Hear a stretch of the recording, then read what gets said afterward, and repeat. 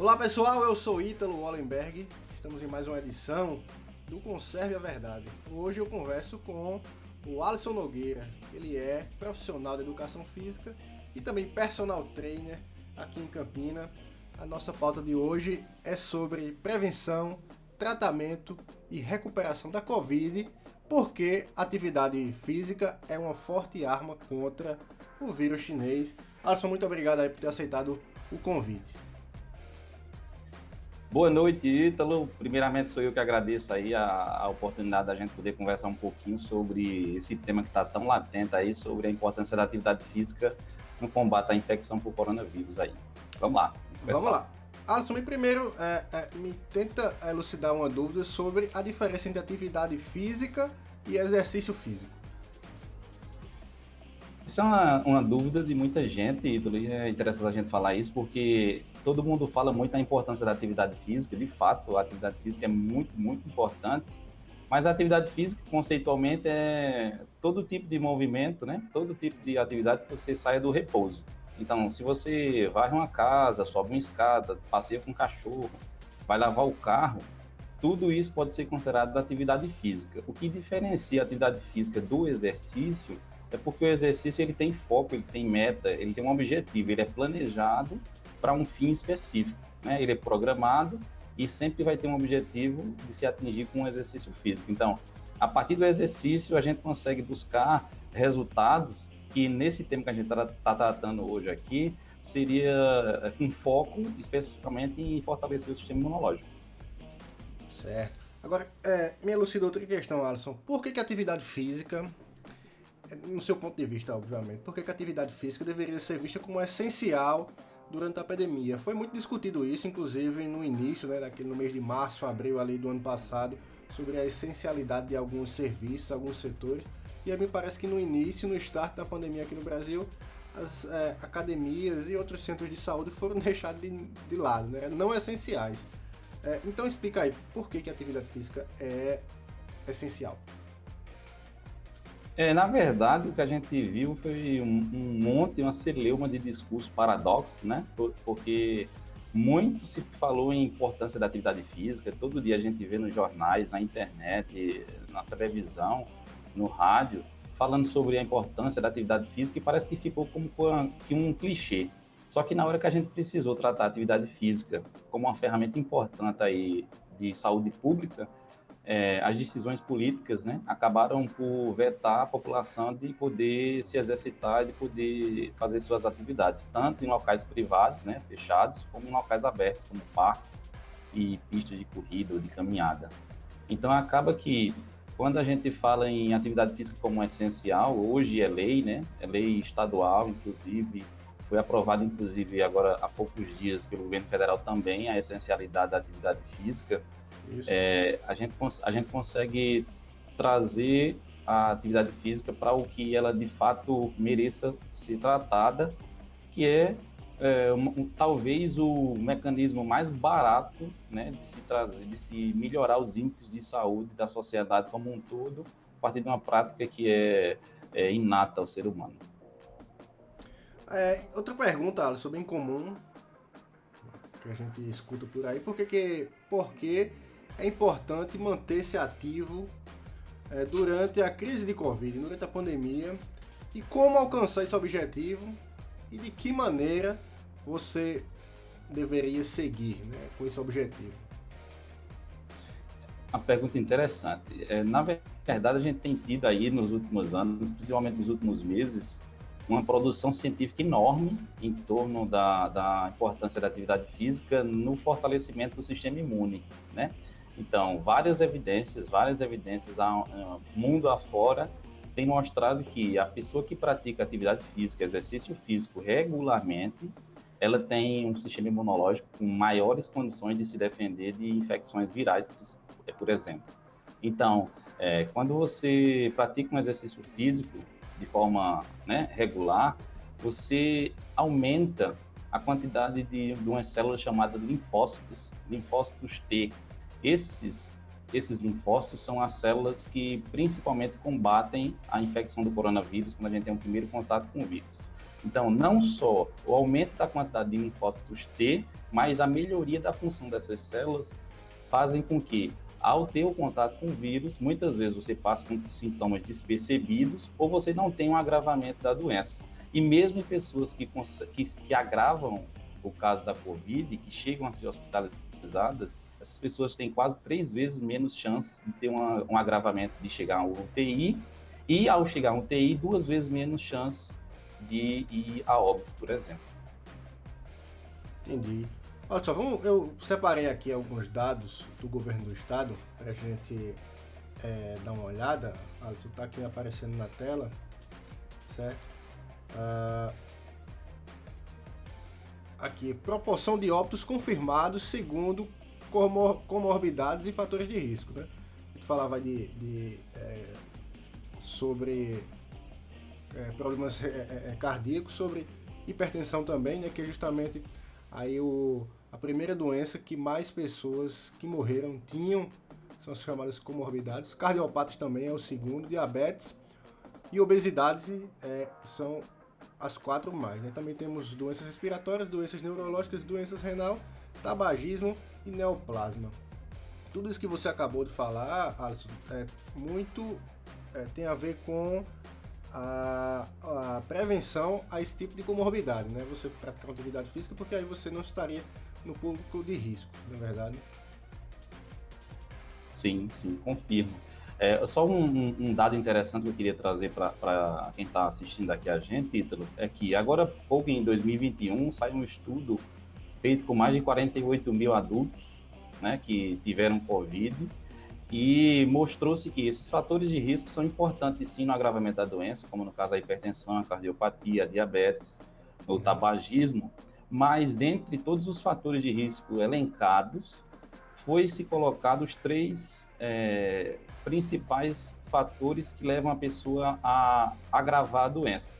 O primeiro deles é a pessoa que tem histórico de transplante de órgão, certo? A pessoa que fez algum transplante de órgão, isso aí é um sistema, esse aí é um fator importantíssimo. O segundo seria a idade avançada, ou seja, quanto mais idoso, quanto mais velho o organismo, sim, é um problema para a infecção por coronavírus. E o terceiro seria justamente o sedentarismo, à frente de fatores de risco, como a gente viu aí, obesidade, hipertensão, cardiopatia. Então, o terceiro fator que pode fazer uma pessoa agravar a infecção por coronavírus é o sedentarismo, a falta de atividade física. Olha só, bem você falou aí sobre idade, né, Alisson? Temos aqui também mostrando óbitos por Covid por faixa etária. A maior quantidade de pessoas que morreram por Covid são justamente pessoas idosas com mais de 80 anos. Esse público, Alisson, na sua experiência, é o público que normalmente não procura atividades físicas, ou aqui no Brasil é diferente de todos os outros locais do mundo, e o idoso aqui no Brasil ele é regularmente matriculado ou faz alguma atividade diária, esporte ou a musculação. Olha só, Ítalo, o índice de atividade física aí da nossa população idosa é um índice até satisfatório a nível de mundo. A nossa população idosa é uma população razoavelmente ativa, mas por conta da própria natureza, um organismo é mais debilitado pela idade mesmo, pela velhice, a tendência é que ele tenha, não só pelo coronavírus, mas como qualquer tipo de infecção, ele possa se agravar mais. Tem alguma coisa... Pois não. E com relação à questão da idade, que a gente falou aí, é possível perceber nos últimos casos, nos últimos meses, a migração dos problemas de agravamento do Covid para pessoas mais jovens, né? Então, chegando inclusive agora a pessoas de adolescentes e crianças. E aí, outros estudos também mostram que, por questão natural, toda pandemia, quando combatida, né, o vírus, por ser um ente natural e tentar sobrevivência, ele acaba migrando para onde ele achar que é mais conveniente se reproduzir. Então, como a população idosa a nível mundial ela está em maior índice de vacinação, né, já está imunizada, então a tendência é que esse vírus cada vez mais ele vá migrando para populações mais jovens. Tem um dado interessante aqui, eu não trouxe, mas eu escutei essa semana lá na emissora. 80% da população que morria de Covid era de idosos. Agora esse número reduziu, é apenas 40%, apenas, né, entre aspas, 40%, mas apenas com o que era do início, né? Então você vê que a vacinação vai avançando, os idosos estão sendo imunizados e aí, fatalmente, ainda bem, né, eles não são mais acometidos pela Covid. Outra coisa, Alisson, que eu queria te perguntar, com relação à perda, a baixa quantidade de hormônios. Você vai ficando um pouco mais velho, o homem principalmente, né? Vai ficando um pouco mais velho e aí vai tendo uma queda na testosterona. Isso é associado à falta de vontade de procurar uma atividade, de procurar um esporte, ficar meio preguiçoso, ou e se é um problema só do homem ou da mulher também? Ah, esse é um ponto interessante. A questão, nos homens afeta mais a questão do desnível de testosterona, porque a testosterona é um hormônio que nos traz a sensação de vigor físico, né? Nos deixa, de certa forma, mais prontos para as atividades mais vigorosas. Então, acaba que quando você tem mais disposição para atividades vigorosas, você consegue empregar mais intensidade a qualquer atividade física que você venha desempenhar. Se você desempenha com mais intensidade, como a gente falou, as pessoas que possuem atividades físicas rigorosas e irregulares, elas possuem organismos mais fortes. Isso. Vem cá, Alisson, outra coisa. Eu escutei muito falar de pessoas jovens, o perfil da pessoa que eu vou te descrever. E por que, talvez, no seu entendimento, isso aconteça. Pessoas jovens, pessoas que procuram academia, são atletas, semi-atletas, não sei qual é o tempo, são pessoas ativas fisicamente, jovens que aparentemente não seriam o alvo inicial de um vírus desse e acabam que morrem.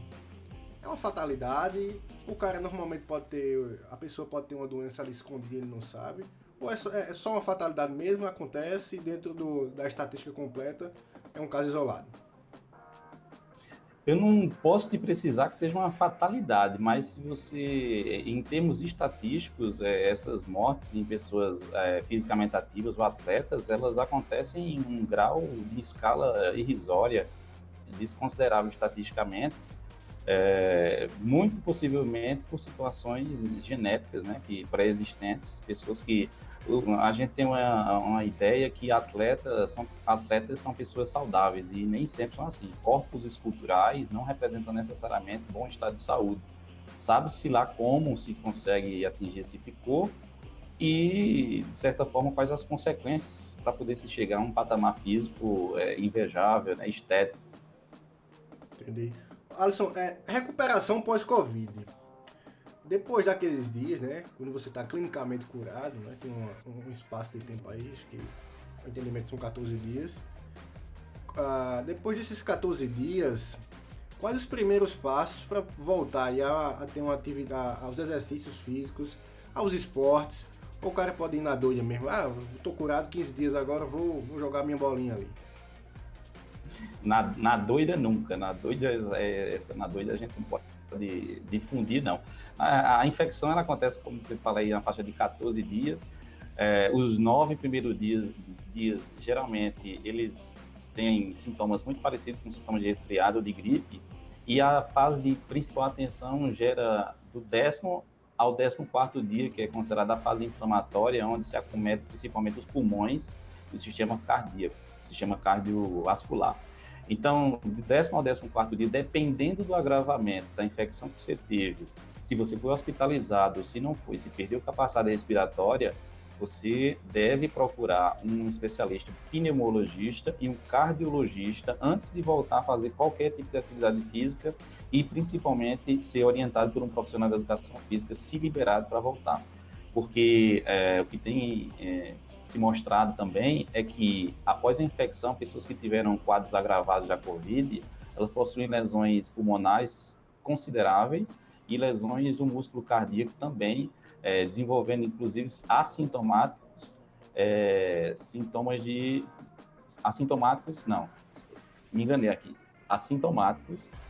de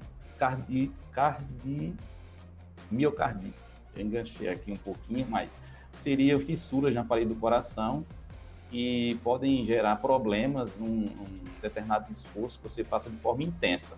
Então, A principal dica é, você teve Covid, se hospitalizou ou teve problemas de perder a respirar, ficar com falta de ar, quando você for voltar, procura um cardiologista para fazer um aval e um pneumologista para avaliar sua capacidade pulmonar. A partir disso, você vai voltar e procurar um profissional da educação física e começar de forma gradual, muito devagar. Por muitas vezes você vai ser encaminhado primeiramente para um fisioterapeuta, para depois do fisioterapeuta você procurar o profissional da educação física e aí você começar a retornar à sua rotina de treino.